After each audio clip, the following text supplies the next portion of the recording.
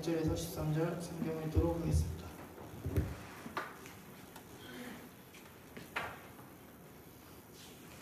제44장.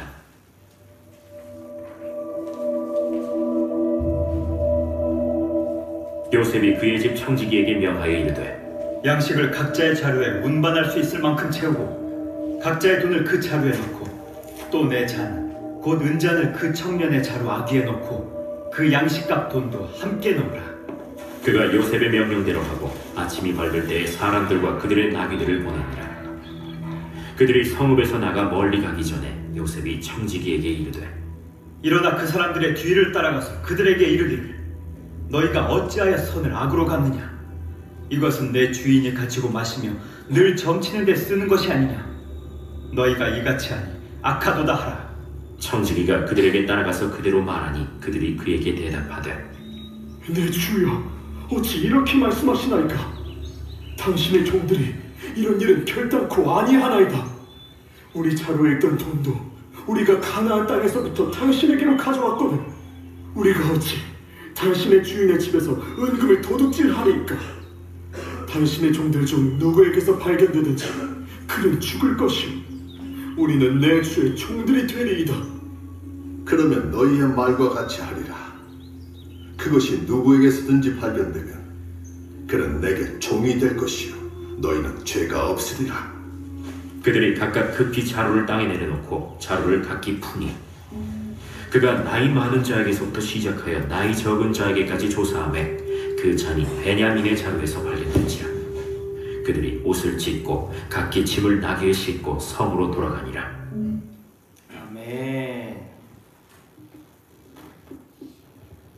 고난 당한 것이 유익입니다라는 설교 제목으로 목사님이 설교 쓰시겠습니다.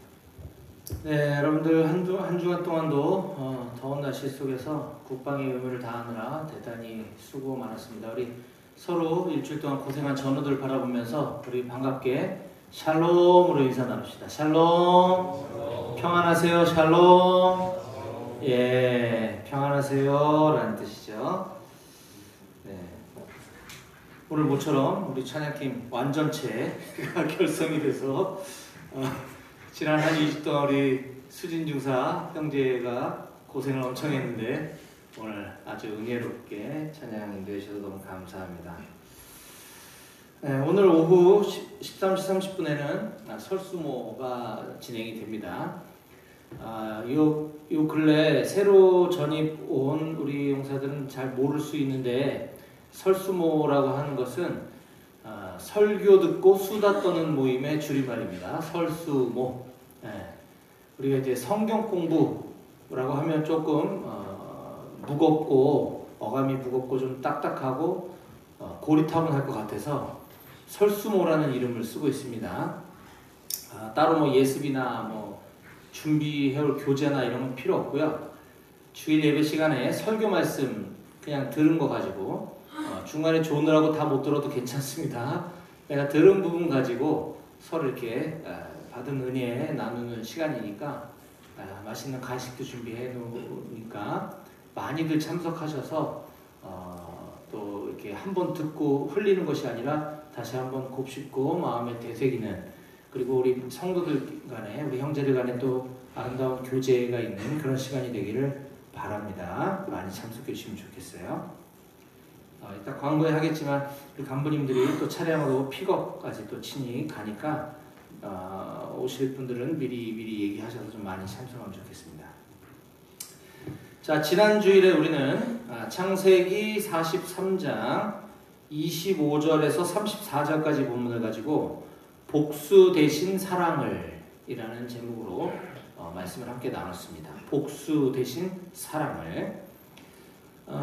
우여곡절 끝에 두 번째로 2차로 다시 먹을 곡식을 구하러 애굽 이집트 땅으로 향한 이 야곱의 10명의 아들들은 막내 동생 베냐민까지 동반해서 애굽을 방문하게 됩니다.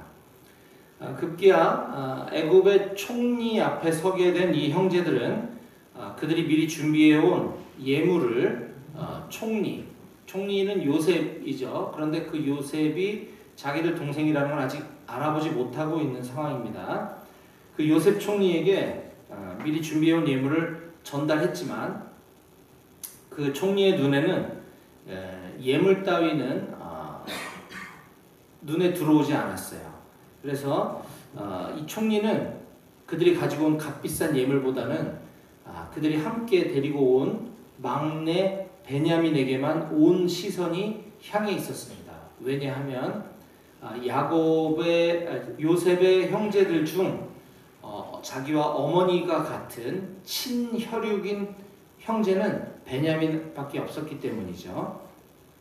그리고 그는 베냐민이 아주 어릴 때 헤어져서 말은 헤어졌지만 실은 형들이 자기를 팔아버려서 어릴 때 헤어지고 지금 20년이라는 시간이 흐른 시점에 자기 동생을 지금 다시 만나는 겁니다.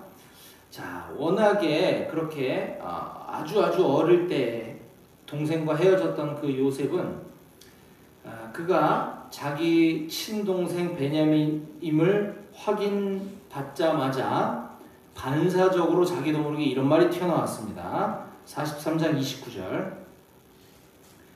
요셉이 눈을 들어 자기 어머니의 아들 자기 동생 베냐민을 보고 이르되 너희가 내게 말하던 너희 작은 동생이 이 아이냐? 형제들에게 물어본 거죠. 이거는. 그 다음에 그가 또 이르되 이제는 베냐민 당사자를 향해서 이렇게 물어보죠. 소자여 하나님이 내게 은혜 베푸시기를 원하노라.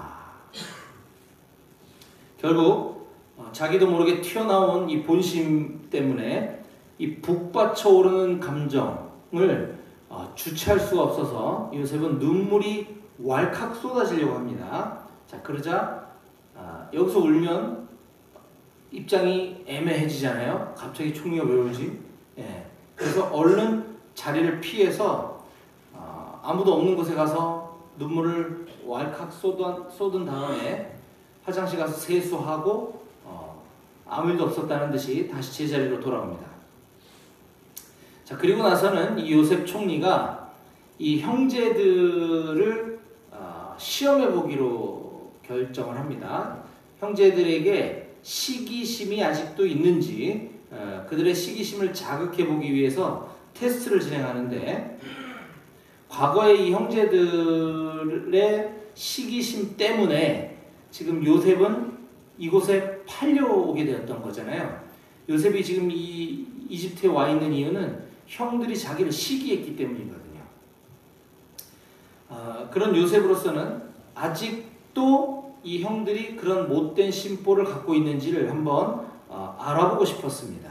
그래서 총리 테이블에 음식이 차려지고 그 다음에 히브리 사람들이 모여있는 그 형제들 테이블이 따로 차려지고 그 다음에 거기 이제 관직에 있는 이집트 공무원들 애굽 사람들 식탁이 이렇게 따로 차려졌죠. 왜냐하면 그들은 서로 부정하다고 생각하고 있었기 때문에 이렇게 테이블이 따로따로 차려졌는데 아무래도 총리의 식사 테이블, 메인 테이블, 헤드 테이블에는 값비싸고 아주 맛있는 음식이 따로 올라와 있었던 것 같습니다. 자, 그래서 이 총리 테이블에만 올려져 있는 고급 요리를 이 11명의 형제들, 히브리 형제들에게 이렇게 음식을 총리가 나눠주면서 특별히 자기 친동생인 베냐민에게만 5배나 더 많은 음식을 줍니다.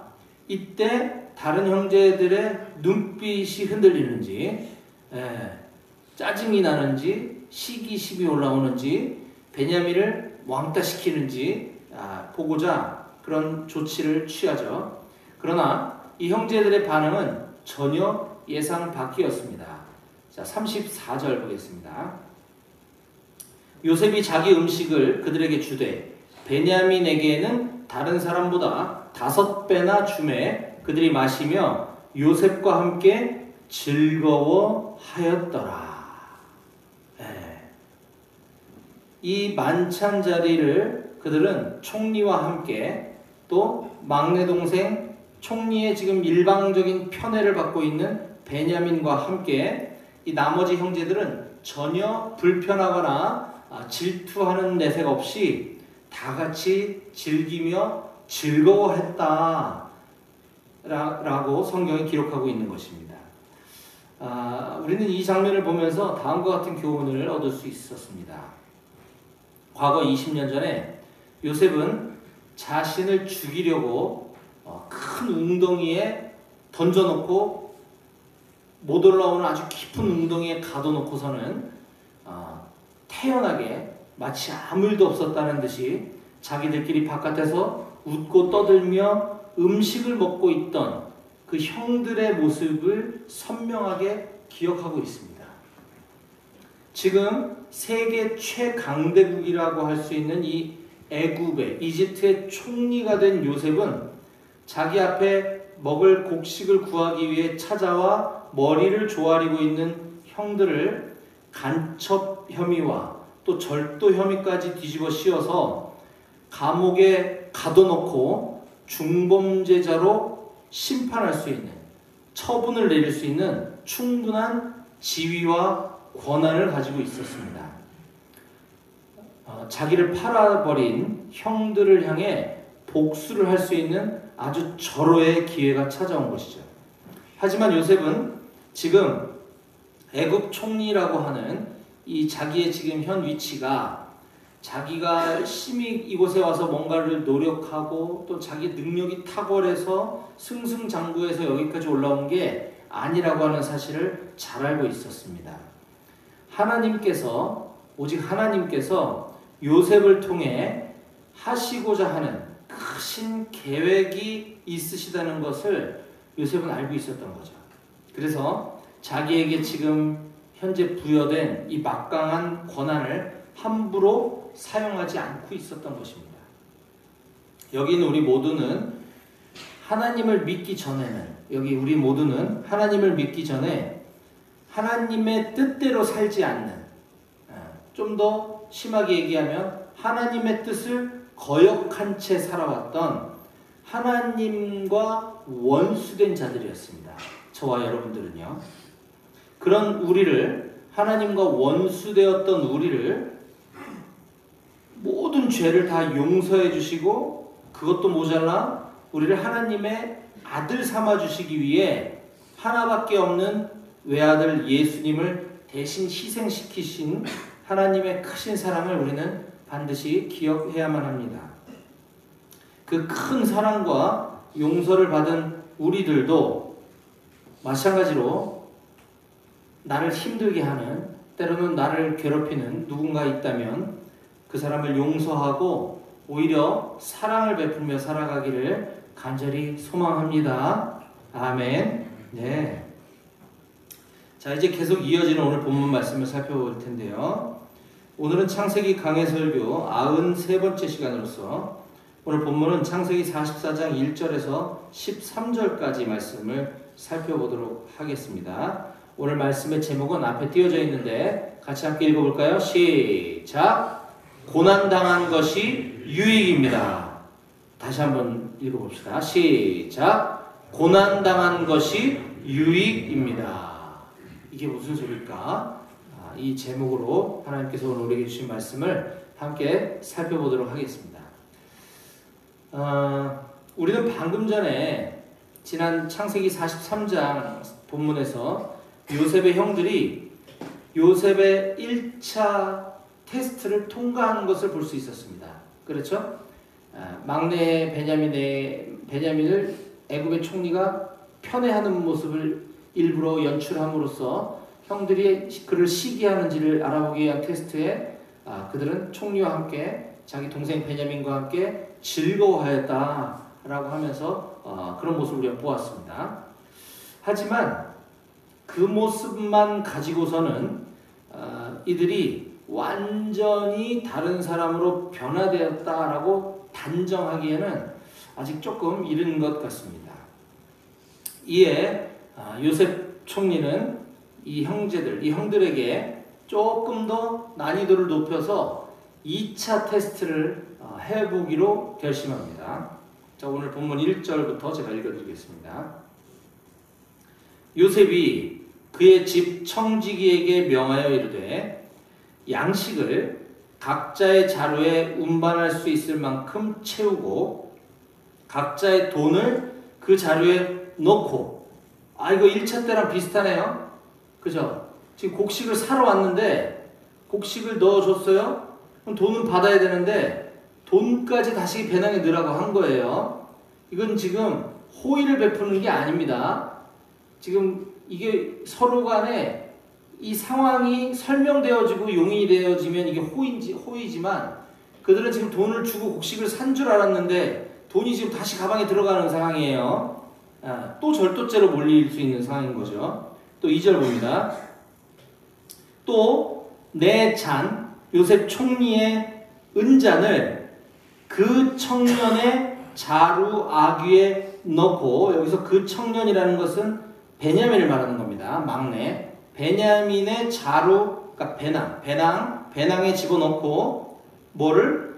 총리의 은잔을 그 양식 값 돈도 함께 넣으라 하매 그가 요셉의 명령대로 하고 아침이 밝을 때에 사람들과 그들의 나귀들을 보내니라. 어디로요? 집으로, 고향으로 이제 보내는 거예요. 그들이 양식을 구입하려고 갖고 온 돈을 다시 집어넣음으로써 지난번 1차 때에 이어서 2번씩이나 상습적으로 절도를 범하는 상황을 지금 연출하는 거예요. 그리고 이집트의 총리, 국가 서열 2인자인 총리가 사용하는 은잔을 그 베냐민의 자루에 넣었습니다. 하필 그 많은 11명의 형제들 중에 아버지 야곱이 애지중지하는 베냐민 안 보내주려고 그렇게 아버지가 애썼지만 형제들의 설득에 의해서 마지못해 보내줬는데 지금 베냐민의 가방에 그 총리의 은잔을 집어넣은 거죠. 자, 아직까지 이 사실을 아무것도 모르는 형제들은 1차 때 벗었던 누명도 어느 정도 해소를 했다고 생각을 했고, 왜냐하면 우리가 그때 있었던 일을 와서 설명을 다 했더니 청지기가 괜찮아, 됐어, 너 이거는 내가 받은 걸로 할 테니까 도로 가져가라 라고 잘 이렇게 설명이 잘 되어졌어요. 그리고 또 총리가 만찬까지 베풀어줬죠.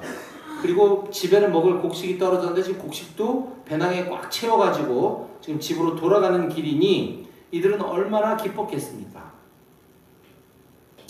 자, 그러나 이러한 즐거움과 기쁨도 잠시뿐, 집으로 향하기 위하여 애굽을 출발한 지 얼마 안 돼서 이들에게 날벼락이 떨어집니다. 4절 보겠습니다.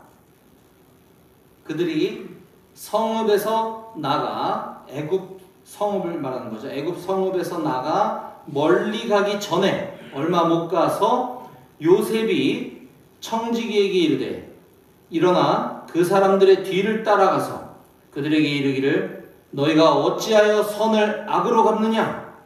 이것은 내 주인이 이집트의 총리가 가지고 마시며 늘 점치는 데에 쓰는 것이 아니냐? 너희가 이같이 하니 악하도다 하라. 청지기가 그들에게 따라가서 그대로 말하니. 베냐민의 가방에 넣어두었던 이 총리의 은잔이 무슨 용도인지에 대해서 5절이 설명해주고 있습니다. 이것은 총리가 마실 때 쓰는 잔이기도 하지만 늘 점치는 데 쓰는 물건이라고 지금 얘기하고 있습니다. 하나님을 잘 믿는 요셉이 이 은잔을 가지고 마치 우리나라의 무슨 무당처럼 점치는 데 사용했을 것 같지는 않습니다. 그렇죠? 하지만 분명한 것은 이집트라고 하는, 이 애굽이라고 하는 나라 자체가 온갖 우상신, 이방신을 섬기는 나라이기 때문에 역대 총리들은 그 은잔을 그런 용도로 사용해왔던 것은 맞는 것 같아요. 따라서 이 은잔은 그 애굽의 입장에서 봤을 때는, 이집트라는 나라의 입장에서 봤을 때는 굉장히 귀하고 소중하고 아주 가치 있는 물건이었습니다. 총리가 중요한 국사를 결정할 때 있어서 점칠 때 쓰는 물건이니까 나름대로는 자기들한테 중요한 물건이죠. 자, 그것을 지금 이 형제들이 훔쳐 달아났다라고 하는 것으로 지금 요셉이 이를 꾸민 거죠. 자, 이 형제들의 입장에서는 얼마나 당황하고 황당했겠습니까? 자, 그들의 답변을 한번 들어보겠습니다. 7절. 그들이 청지기에게 대답하되 내 주여 어찌 이렇게 말씀하시나이까? 당신의 종들이 우리가 이런 일은 결단코 아니하나이다. 우리 자루에 있던 돈도 우리가 가나안 땅에서부터 당신에게로 가져왔었지 않습니까? 우리가 훔쳐간 게 아니라는 거 우리가 보여드렸잖아요. 우리가 어찌 당신의 주인의 애굽의 총리 집에서 은잔을 도둑질할 수가 있겠습니까? 라고 어필을 하는 거죠. 이 말은 사실입니다. 그렇죠? 형제들은 그런 일을 하지 않았으니까요. 자, 그렇다면 자신들의 결백을 주장하고 성실하게 조사를 받겠습니다 라고만 말을 했으면 좋았을 것을 이 형제들이 하지 않아도 될 말, 쓸데없는 말을 이렇게 꺼냅니다. 9절 보겠습니다. 당신의 종들 중, 우리들 중 누구에게서 발견되든지 그 잔이 발견되는 사람은 죽을 것이요. 나머지 우리들은 내 주에 당신의 종들이 되겠습니다 라고 맹세를 합니다. 너무 확신하는 거죠.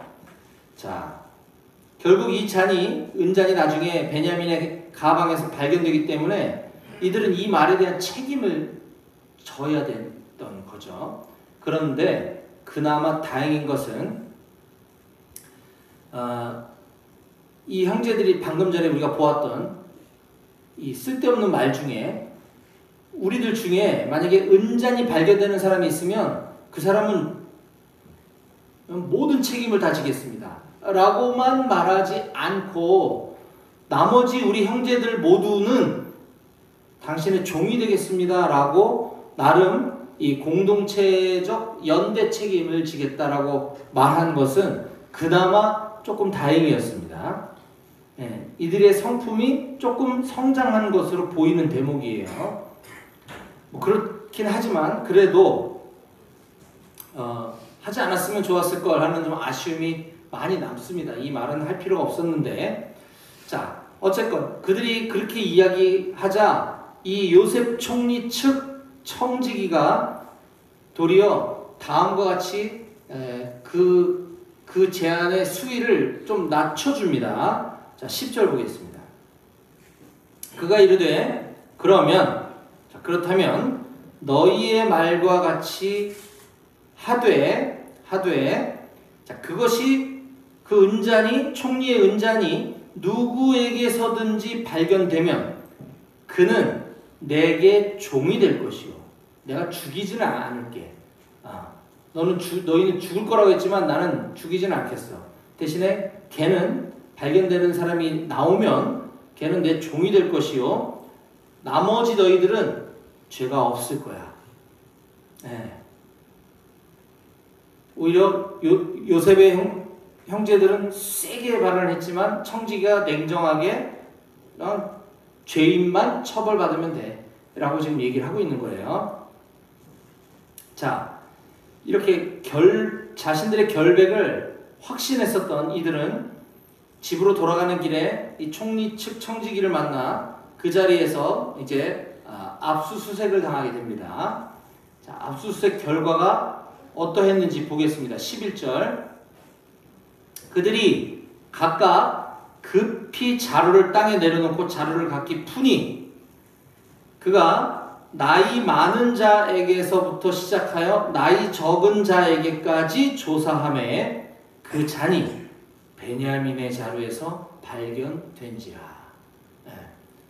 지금 일렬 종대로 해쳐모여 앞에서부터 다다다다 한 게 아니고 이 압수수색은 형제들 서열 순서에 따라 제일 큰형 르우벤부터 시작해서 르우벤 가방 이상 없네. 옆으로 가 있어. 둘째 시몬 일로 와. 이상 없네. 옆으로 가 있어.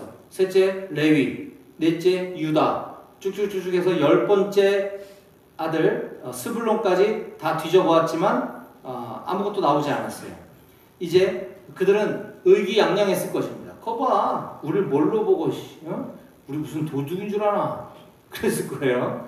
자, 그런 의기양양도 이제 잠시뿐 이제 한 명 남은 형제들 중에 막내 베냐민의 압수수색 차례가 와서 진행을 하는 도중에 뭔가 심상치 않은 일이 벌어집니다.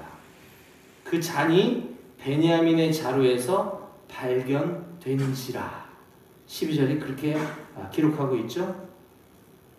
이들 형제들이 얼마나 기절초풍을 했겠습니까? 그렇죠. 네. 아니 평소 얘가 그런 애가 아닌데, 베냐민 얘가 그런 적이 한 번도 없는데 라고 생각했을 거예요. 그것도 모자라 애굽의 총리의 이 설득에 못 이겨서, 총리의 요구에 못 이겨서 집으로 돌아가 아버지 야곱을 그토록 어렵게 설득해서 겨우 데리고 온 아이예요, 이 베냐민이. 근데 왜 하필 얘가 이런 짓을 저질렀을까? 아니 그러면 얘는 지금 잡혀가고 우리 나머지만 집으로 돌아갈 텐데 아버지는 어떡하지? 큰일 났다. 지금 굉장히 심각한 상황을 맞닥뜨리게 된 거죠. 자, 이제 이 베냐민은 현행범으로 체포되게 되었습니다. 이제 앞에 9절에서처럼 이 자기들의 결백대로 자기들의 그 결백을 주장하는 거대로 한다면 베냐민은 죽었어야 됐고 자기들 모두 붙잡혀가서 총리의 종으로 평생 살아가야 하게 되었지만 결국 이 청지기가 그렇게까지는 하지 않겠다라고 이야기를 하긴 했었죠. 자, 이럴 때 하는 말을 두고 입이 방정이다 라는 말을 우리가 종종 사용하곤 하죠. 따라서 우리가 말을 좀 함부로 하는 거는 좀 주의할 필요가 있겠습니다. 제가 좀 경계하는 사람 중에 왜 말을 많이 하는 사람이 있어요. 말을 많이 하다 보면 쓸데없는 말이 자꾸 튀어나오거든요. 그래서 나는 저러지 말아야지 라는 다짐을 많이 하게 되는데 우리가 말을 함부로 하지 말아야 될 줄 꼭 기억하셨으면 좋겠어요. 자, 아무튼 천만다행으로 은잔 절도범만 잡아가겠다고 했어요. 그건 다행이에요. 그러자 이 나머지 형제들이 어떻게 반응하는가 보겠습니다. 13절. 사실은 이 반응을 보려고 요셉 총리가 이 일을 꾸민 거잖아요. 자, 13절 보겠습니다.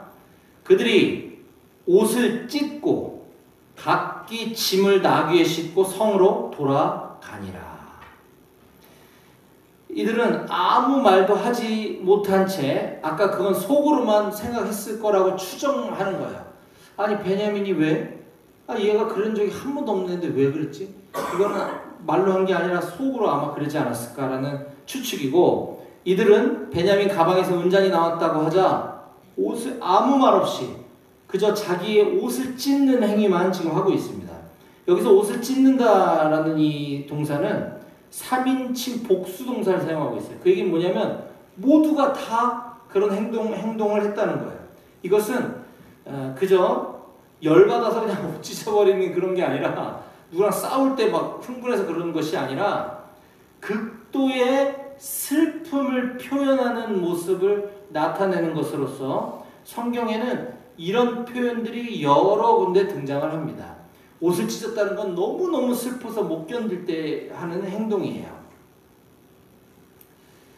자, 그래서 이들은 지금 이 수색 당하느라 짐을 다 풀었던 것을 다시 아무 말 없이 각자 짐을 다시 싸고 발걸음을 성을 향해 되돌아갔다라고 기록하고 있습니다. 여기서 말하는 성은 자기들의 고향으로 돌아갔다는 것이 아니라 애굽 성으로 다시 되돌아갔다는 거예요. 원래 총리 측 청지기의 말에 의하면 자기들은 그냥 집으로 갈 수 있었어요. 그러나 발걸음을 베냐민과 함께 이집트로 되돌아갔다 라고 성경이 기록하고 있죠. 바로 이 장면이 그들을 이 요셉의 두 번째 테스트에 통과하게 하는 결정적인 행동이 되게 됩니다. 이들은 집 고향으로 돌아갈 수 있었음에도 불구하고 베냐민과 함께 애굽에 남기로 결정을 한 거니까요. 과거에는 울부짖는 동생 요셉을 못 들은 척하고 외면하고 애굽에, 지금 바로 그들이 있는 그곳 애굽에 노예로 팔아넘겼던 이 형제들이 이제는, 지금은 스스로 자진해서 애굽의 노예가 되겠다라고 하는 길을 선택한 것입니다. 자, 이와 같이 중첩되는 이 두 사건을 통해 우리는 이 형제들이 얼마나 변화되었는지를 확인할 수가 있습니다. 어떠해요, 여러분? 너무 흥미진진하지 않나요? 그쵸? 이제 점점 뭔가 이 상황이 막 고조되고 있어요. 클라이막스로 지금 막 이 사건이 진행되는 것을 우리가 볼 수가 있죠. 한편의 드라마와 같은 이 창세기 속 요셉 총리의 이야기를 우리가 계속 보고는 싶지만 아쉽게도 시간 관계상 이후에 펼쳐질 정말 하이라이트를 다음 주를 기대하셔도 좋을 것 같고요. 오늘은 여기까지 살펴보면 좋겠습니다. 자, 그러면 이제 말씀을 정리할 건데요. 오늘 우리는 고난당한 것이 유익입니다라는 제목으로 말씀을 나눴습니다.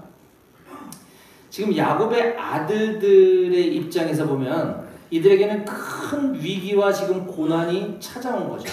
그렇죠? 하지만 독자인 우리 입장에서는 이것은 요셉이 그냥 기획한 테스트에 불과하다는 것을 우리가 알 수가 있죠. 자, 아브라함 때로부터 시작해서 아브라함, 이삭, 야곱으로 이어지는 이들의 가정은, 이 형제들의 가정은 믿음의 명문 가문을 이루기 위해서 하나님이 선택한 가문입니다.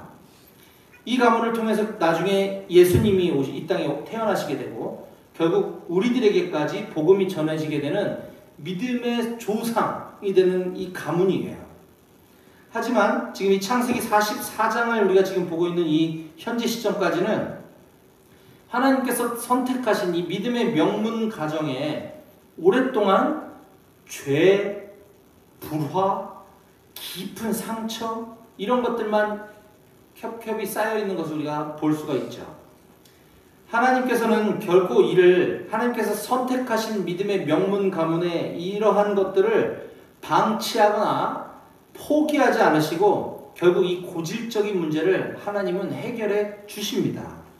하나님의 선하신 계획에 의해서 이 형제들을 향한 요셉의 이러한 테스트를 전혀 알지 못하는 형제들의 입장에서는 이것이 최대의 고난이지만 이들에게 찾아온 이 고난은 결국 하나님께서 이 깨어진 가정에 이 문제를 풀어주시기 위해서 요셉을 통해 계획하신 일임을 우리가 앞으로 보게 될 것이에요. 자, 시편 119편을 기록한 저자는 다음과 같이 우리 오늘 설교 제목을 이야기하고 있습니다. 자, 시편 119편 71절을 제가 읽어드릴게요. 고난당한 것이 내게 유익이라. 이로 말미암아, 이 고난으로 말미암아 내가 주의 율례들을 배우게 되었나이다.